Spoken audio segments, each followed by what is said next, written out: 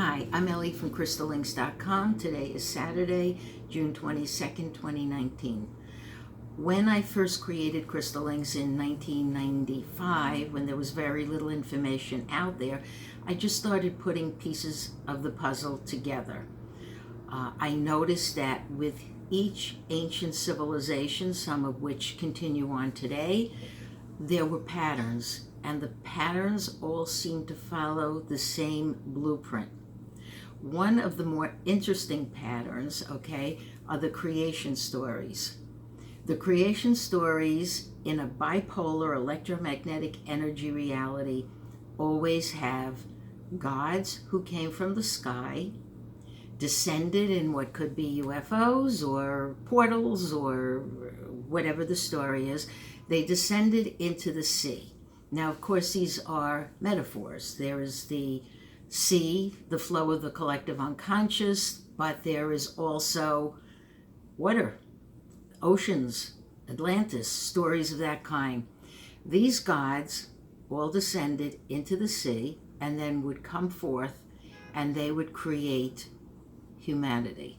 How they did it, where they did it, it really didn't matter. It's, to me, I always look for patterns, and the patterns always followed a pantheon of good gods or good aliens, negative ones. There's really no good and evil. It's really just positive and negative that plays out in this reality. And all of these patterns, no matter where they were, no matter what continent, no matter what civilization, they all followed the same creational patterns.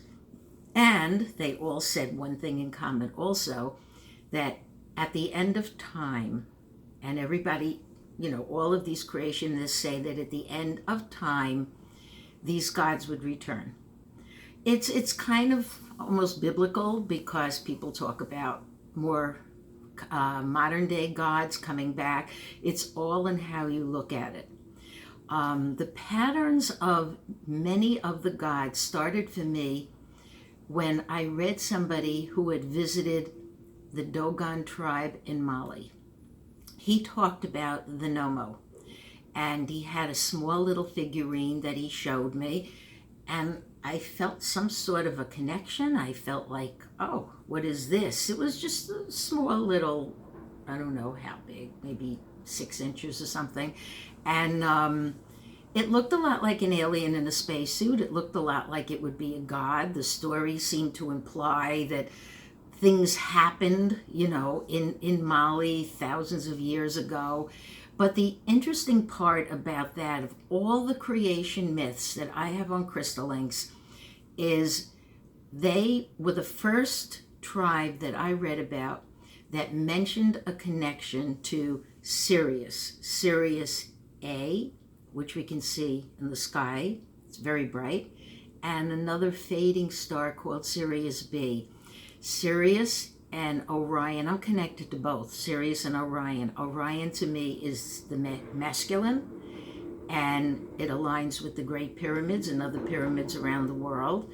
And then there's Sirius. Sirius takes me to the metaphors and the myths connected to Isis. They're really all just stories. I mean, that these things ever happened or didn't happen, I never say yes, I never say no. I just say anything is possible in the hologram or simulation in which we exist. So maybe they did. But the Dogons talked about the Nomo. And when I saw the word, I remember telling the guy who had come, the client who had come for the reading with this figurine, little statue, I just said to him, Nomo, does that mean no more?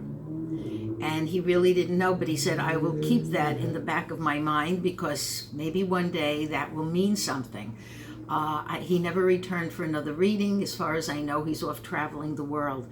But he did put together a few little things, and I jotted them down today, because him and I together realized that this pattern of gods whose, let's say we've got the Dogon, okay?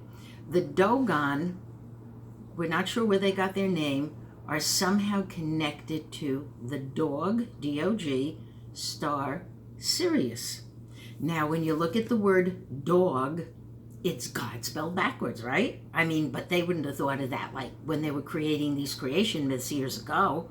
But it is kind of interesting. Now, he found in his travels that references to the same types of gods, and I'm reading it here, okay? We find the Dogon of Mali, Dagon, who I was always drawn to. There's something about him, you have to look him up on my files, but he always reminded me of reptilians. There is definitely a reptilian connection to all of this, and I feel a personal star connection. That's why I'm wearing stars today. He also went to Japan and sent me some pictures of the Dogon of Japan gods. We're talking about gods. The Dogon of Ireland, and that takes us to Newgrange, and Newgrange is where we focus now, because as with Stonehenge, yesterday was the summer solstice and the light comes through at certain angles, and okay, you can do a little homework on that too. But what got to me was, when you and I and everybody else are looking for connections, relatable files, we are looking for me, star connections, okay? My star connections do not take me below the water. It just, I don't know. I mean, maybe it's just a metaphor. They take me off, out of the hologram, out of the simulation. That's my, if you want to call them star connections. If I were to choose between Sirius and Isis, or Orion and Osiris, I'm kind of right in the middle, because I feel my connection with Thoth, who is someone I've worked with endlessly. So that's another connection. But the creation myths, and you can look through them all. I'll put a little link on my YouTube. But the creation myths, like every single thing in this reality, follow specific algorithms. Why? Because it's a simulation, okay? You can believe it or not believe it. You can say, I feel that I was in a lifetime when this happened, or I feel that I am from the Isis storyline. I've had women come and tell me that they are Isis incarnate.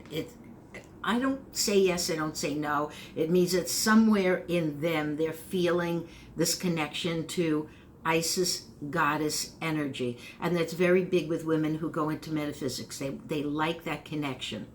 So it's stories upon stories and layers upon layers.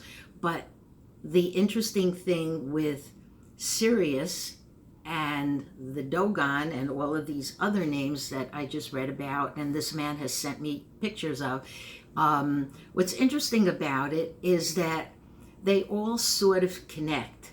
And one of the things that I enjoy most in almost 24 years of doing crystal links is putting the pieces of the puzzle together.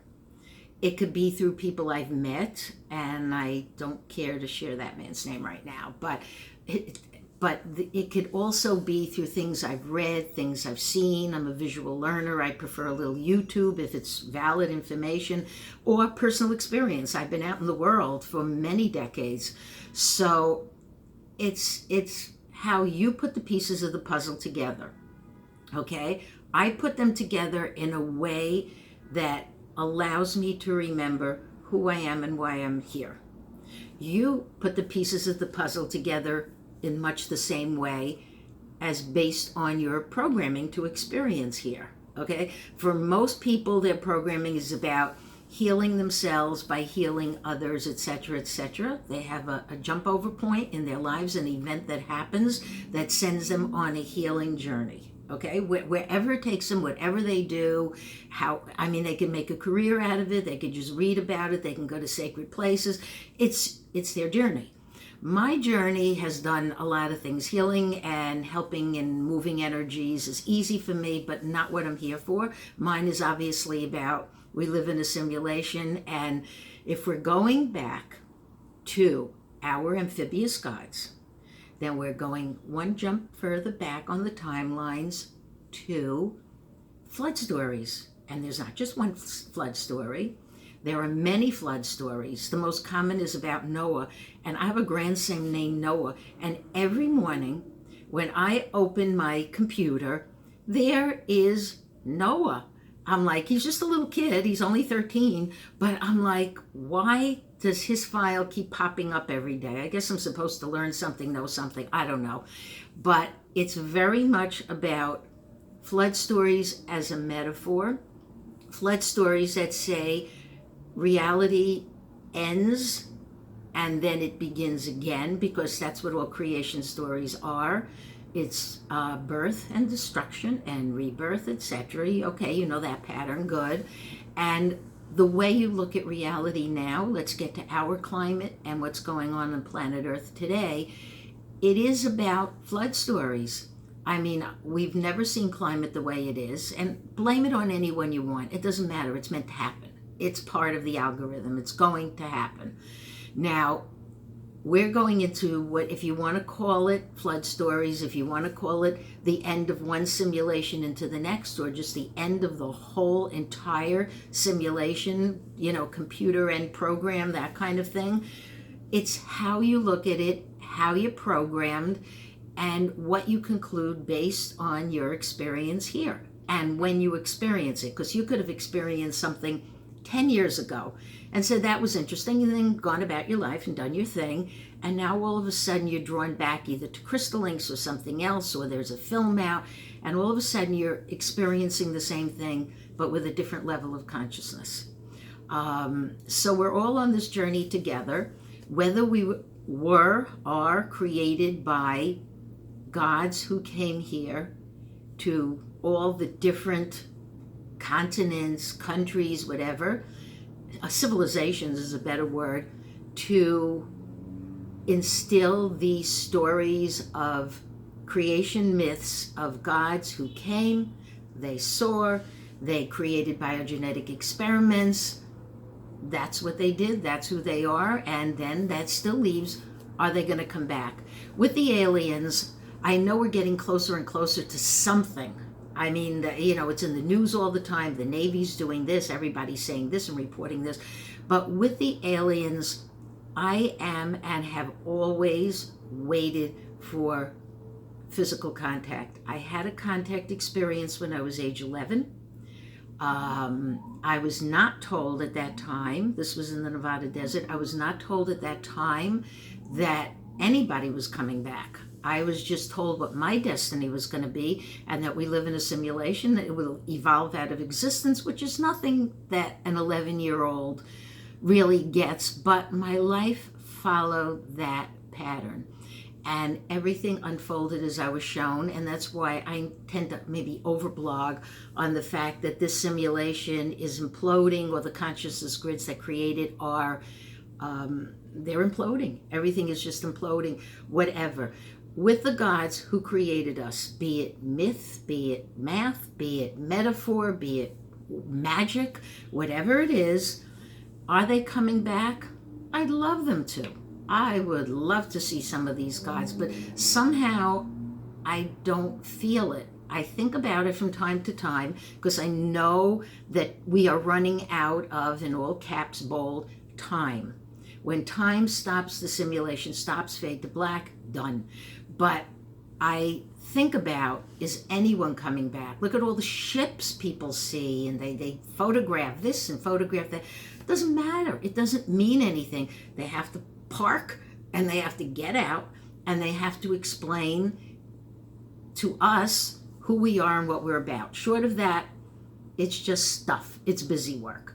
So on that note, having to do with creation myths, and we should call this, let's call this creation myths and end times, okay? Some of us, most of us who would watch this, believe we come from the stars, whatever stars. There's so many out there, We come from the stars. Nobody was really created in this hologram and simulation. We all came from somewhere out there. And we are the ones who are actually returning because we're recycling what we're doing now. This has been done before. We're in a time loop. So we're recycling until time is over, till time is done. So if you believe that you are a star child, come from a specific star system. Absolutely do not believe that your soul was created here, which it wasn't. It comes from outside the simulation, comes in. Then you're right. Then you're feeling the right thing. If you're waiting for answers, join the club. We are all waiting. There's groups that share. There's dream experiences. There's a lot of things that indicate that we're getting very close to finding out who we are and what we're about. You already may know your alien connection. I am without a doubt connected to the reptilian part of this whole hologram, which takes us to the pyramids and Sumer and everything, really. But that's for another day. And just so you know, the creation myths are out there. Read them, think about it, close your eyes, say, was I there when this specific information was brought in? Is it legend? Is it myth? Are all the little figurines, I like to say figurines, I know they're statuettes, but I like to say figurines, when they were left, wherever they were left to be found, in more modern times, were you there? Weren't you there? Is any of it really real? Is the real question you have to ask. Like when you hear about all the ancient civilizations that have disappeared, like Atlantis or whatever, where and when did they ever exist? Were they subroutines in a simulation? Okay, did they come and then poof, delete? Okay, it's really that simple. There's a lot to explore out there, but if you're waiting for a specific God to come back, I can't tell you he or she will or won't, or a pantheon of gods, or they'll come in ships, or they'll come through portals, or whatever they're going to do. I can't tell you that, because as of late, my thinking as of late is that no one's coming back. No one's showing themselves. No one's coming back. Even if they shoot down a UFO, it's bound to be something that we have reverse engineered anyway. So it's nice for the busy work. It's nice to get excited about things. It's nice to say, okay, here it is on the summer solstice, which is taking us closer to Sirius, to Isis, and all of that energy. We're not on a new moon or a full moon. We're just in the summer solstice. Some people I know like to align buildings where they live with the solstice, just for fun. This is only for fun, because the ancients aligned megalithic structures and whatever they had with the solstices. You can do that. It's kind of fun. Try to make it fun. Don't get so deep and don't get so dramatic. Whatever's going to happen is going to happen. So I'll leave you on that note. Until next time, check out the creation myths. Close your eyes. See if you were there. If you were not there, say next. Move on to the next one. If you believe in ancient civilization as a past, present, or concurring lifetime here, go for it. Thank you for listening.